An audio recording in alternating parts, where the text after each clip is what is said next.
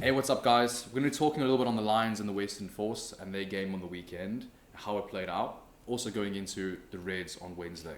It's going to be another interesting test for the Lions. I mean, it is another Super Rugby game, and the Aussie teams throughout the Super Rugby Championship have really stepped up. Okay, maybe it's because of that Lions year. Everyone wants a piece of the pie. Everyone wants to have a game against the Lions. It could be that, but also Australia has increased and has got better over the last few years, especially the national team under Joe Schmidt's guidance. So they're looking really good at the moment, the Aussie teams. I think it'll be another tight game, okay, for the Lions, like they had similar to Argentina. It is a club at the end of the day, okay, but I mean, look, the Western Force, they really stepped up in the first 10 to 15 minutes, and then the, the damn wall broke.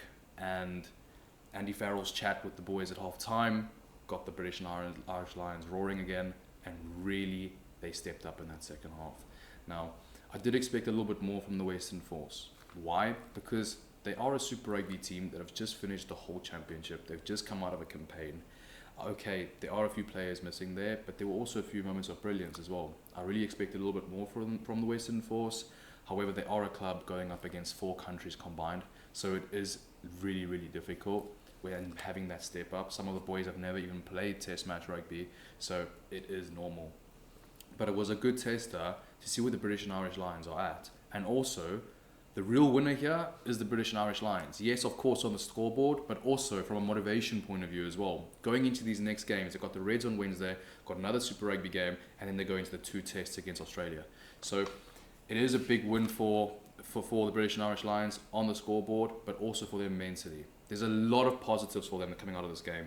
I mean, looking at some combinations, one thing I really, really liked was the performance of Finn Russell on the weekend. Finn Russell really stepped up. I love Finn Smith. I love Marcus Smith, especially at 10, but Finn Russell really owned that 10 jersey for the Lions. Just the quick thinking with the quick tap. I mean, all the Western Force boys were going towards the line out. He just quick tap and he played and scored in the corner. So some really, really quick thinking, some good play, the cross kick as well from Finn Russell. He looked like a magician on the field. So going into these games, seeing obviously how it plays out in the next 2 fixtures before the Australia tests, I do see Finn Russell going at 10 for the Lions. He really has owned that jersey, and he looks like someone that can really, really help the Lions from a structure point of view as well. I mean, the Lions just play really, really good with him. The centre combination of Gary Ringrose as well as Tui Pilatu, I really enjoyed that. And there's some healthy competition for the Lions at centre. You know, you've got Bundy Aki on the bench, and you also got Hugh Jones. Hugh Jones, I thought he was brilliant when he came on off the bench. So there's a lot of healthy combinations going there in the centres. And we're going to talk about the lineup as well, going into the Reds on Wednesday. They've gone with Hugh Jones and Bundy Aki, which is really interesting, okay? However, I did love the performance of Gary Ringrose. I really thought he stepped up going into this game against the Western Force.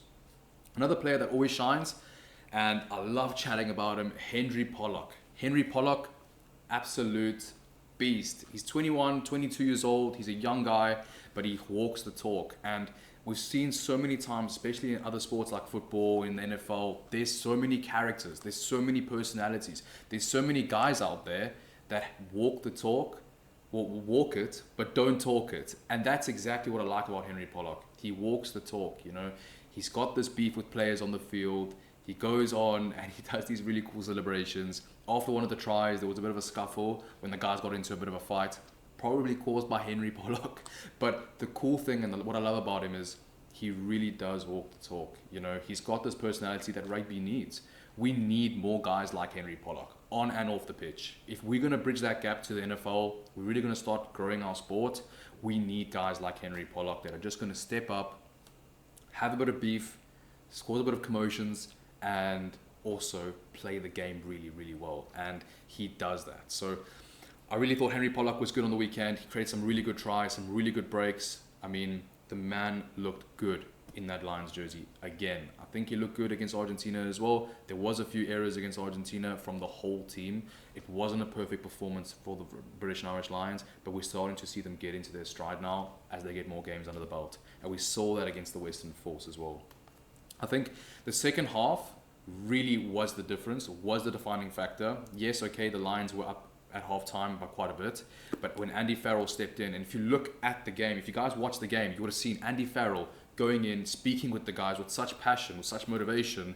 It really just motivated the guys to really, in the British and Irish Lions, to have a really good second half and step it up, turn it up a notch, and it really showed in the results. So look, going into the Reds, again, on Wednesday, I think it's going to be a good one. Now, the Reds have launched a good team going into that game. The lineups have just been released for the British and Irish Lions, and we're going to be touching on them now. But I think the boys really needed time to click, and it was a win for the Lions mentally and on the scoreboard going up against Wednesday. All right, we're going up against the Reds on Wednesday. So what I'm going to do is I'll read you the lineup, and I'm going to share it on our screen, so you guys will be able to see it on the screen there. They're going to go with Andrew Porter, Ronan Kelleher, and Will Stewart in the front row. Maro Itoje as captain, with Ollie Kessam, number 5. Tom Curry, Jack Morgan, Jack Conan. I like that combination. I like Tom Curry a lot.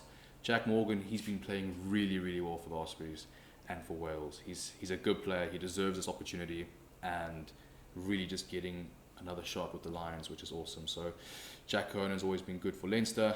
Jamison Gibson Park at 9. He has been insane this year for Leinster in the URC. So it's going to be awesome to see how Jamison Gibson Park combines with Finn Russell. And there we see it again. Finn Russell stepping into the 10 jersey for the Lions. I mean, is it because of this really good performance against the Western Force?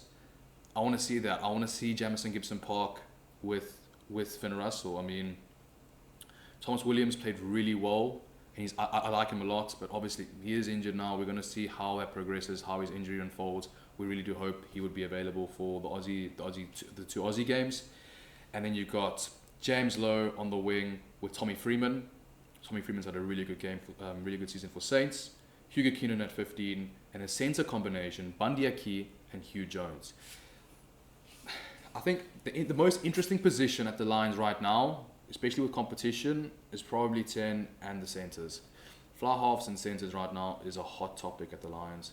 Finn Russell, like I said, is owning that 10 jersey right now. He continues to do it against the Reds. It'll be interesting to see how that goes, and it'd probably put a cherry on top of the cake. Who's going to be playing 10 against the Australia tests? But Bundy Aki, Hugh Jones. That's going to be a really cool centre pairing. Jumping into the substitutes, we've got Luke Cowan-Dickey, Ellis Genge, Finley Bealham, James Ryan, Ben Earl, Alex Mitchell. Oh, I love it, Alex Mitchell. Alex Mitchell's also a player for Northampton Saints. We saw him in the Champions Cup final against Bordeaux. He's a solid player. Even when he plays for England, England look like a different team when they have Alex Mitchell playing for them. So he looks really, really good. Finn Smith and then Gary Ringrose again on the bench. They're going with the 5-3 split. It's going to be an interesting one. So really, really interesting to see how the British and Irish Lions fare in this game against the Reds.